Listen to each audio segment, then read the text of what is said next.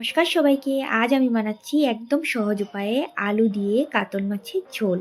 তো প্রথমেই হলো কাতল মাছগুলোকে ধুয়ে পরিষ্কার করে নিয়েছি। এবার দিয়েছি হলো 1/2 চামচ হলুদ গুঁড়ো আর হলো 1.5 চামচ লবণ দিয়ে আমি মাছগুলোকে মেখে নিয়েছি। ওখানে হলো অল্প তেলের টুকরাও ছিল, দেখতেই পাচ্ছ। তো ওটাকে হলো আমি একবারে ভেজে নেব কড়ার মধ্যে। আর নিয়েছি হলো একটা বড় সাইজের আলু লম্বা লম্বা করে কেটে নিয়েছি ছুলে।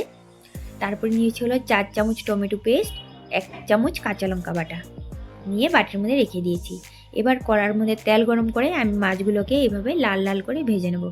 তেলটা হলো মাছের সাথে ভেজে নেব। আজকে হলো তেল আলাদা করে করব না, মাছের সাথেই দিয়ে দেবো, তাহলে হলো বেশ ভালো লাগে আর কি তেলটা ঝোলের মধ্যে দিলে, ওই জন্য আর কি। তারপরে মাছগুলো ভেজে নামিয়ে নিয়ে দিয়েছি হলো 3 চামচ তেল, তারপরে দিয়েছি হলো 1/2 চামচ গোটা জিরে ফোড়ন।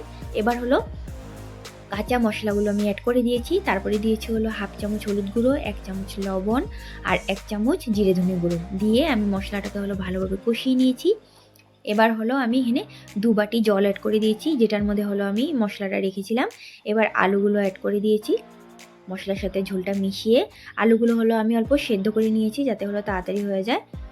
তো নাড়িয়ে নিয়ে ভালোভাবে সবগুলো এবার হলো ভাজা মাছগুলো অ্যাড করে দিয়েছি। তারপর হলো তেলটাও অ্যাড করে দিয়েছি, তেলের টুকরা যেটা ভেজেছিলাম আর কি অ্যাড করে দিয়ে এবার হলো আমি ভালোভাবে এগুলোকে নাড়িয়ে চাড়িয়ে আমি হলো 15 মিনিট ফুটিয়ে নেব। 15 মিনিট ফুটিয়ে নিয়ে আমি এখানে অ্যাড করব ধনেপাতা কুচি। ধনেপাতা কুচি অ্যাড করে আমি হলো এটাকে আবার লো ফ্লেমে 10 মিনিট ফুটিয়ে নেব।